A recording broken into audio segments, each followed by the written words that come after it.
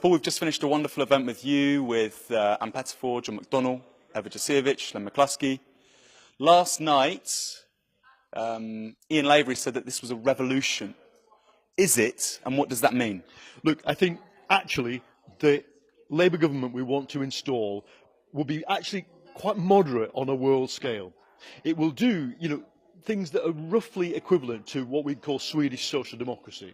Like a national care service, an education service from 4 to 18 that gives everybody formal rights. But because we've had 30 years of neoliberalism, it will feel revolutionary. Because if you're trying to reimpose the logic of human life, of need, of also proportionality, so that you don't get massive differences between the rich and poor, that feels revolutionary to a society that's had only the market imposed on it for 30 years. So part of our job has to be actually to try and convince people it isn't a revolution, it's simply the end of an economic model that no longer works, that is on life support, that is zombified, and that needs to end. Scale of 1 to 10. 10 being absolutely kaput. How dead is Blairism? Oh, Blairism is kaput dead. I mean, Scale of 1 to 10, is it? 10. And, it's 10 dead because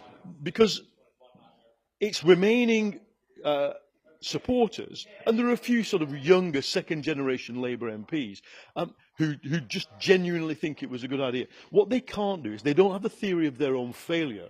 See, if you do something and you fail, on the famous adage, try again, fail better, you at least want to know what went wrong. And the real hole in the logic and rationale of the Labour right is that they don't have an explanation of what went wrong. It's as if like a meteor hit them, and that's the only explanation, the meteor being 2008, the financial crisis. And yet if you look at it, they fueled it. Tony Blair, 2005, IPPR speech. Why is the Financial Services Authority heavying the banks? They've done nothing wrong. Ed Balls, we want massive deregulation. Ed Balls said, while investors are constantly pushing us for greater safeguards, city friends, we're not going to do it. We will always do it to your satisfaction. And then Gordon Brown, golden age of finance. It's as if it's a painful experience, and our bodies often try and forget painful experiences. Blairism had the painful experience of causing the world to blow up. I'm afraid that's partly what it did, and then it wants to forget about it. So, I just the kit of parts, the bit that says, be in NATO, or which is I'm pro NATO, or the bit that says, there's a very interesting thing that says fuck students, let's concentrate on helping the poor. Right. That's a neoliberal logic. Right. All right, why? Because Milton Friedman used to say any universal service benefits the rich more than the poor. That's straight out of Milton Friedman's textbooks of neoliberalism, and yet you hear it from the younger neoliberals as if, well, I genuinely think they probably don't even know where it comes from. We stand for universalism, universal human rights, universal rights to services, and yes, of course, if the rich person gets the same right as the poor person, fine. Because what does it do? It gives the rich person a stake in society, and this was the problem with Blairism. It accepted that the rich and the poor had different stakes in society. You talked about capital flight being one of the major problems for a Corbyn government in its early months. Let's hope it's not. Of course, but it could be for any government. Yeah. Of course, it was talked about before Brexit as well. Who would you like to see at the Bank of England as the governor? Because that would be, obviously it has to be impartial, but it would be political in the sense that this would be a new kind of politics being championed in a Western democracy. I think you could do it with the existing governor. It depends if he wants to do it. Because already Mark Carney stepped away from the informal logic that Mervyn King, the previous Bank of England governor, operated. See, when Alistair Darling was doing counter-cyclical measures, that is, he was trying to boost the economy to prevent the financial crisis collapsing the economy, Mervyn King said, well, basically, for every pound of stimulus you do, I take a pound out of the economy through my I can take a pound out of my economy through raising interest rates. Mervyn was constantly threatening to raise interest rates in a crisis. Now, Carney gets it. Carney gets that the central banks can only keep this going for so long, and we need a new economic model. He just doesn't say what the new economic model is.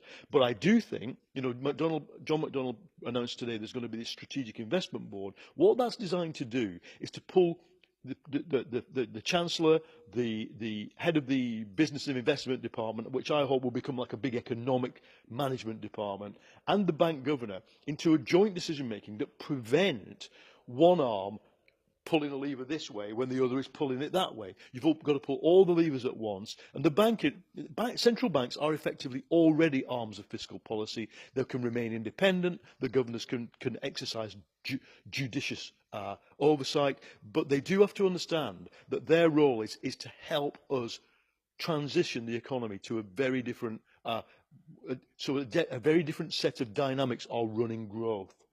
Final question, we'll stick this straight on Twitter.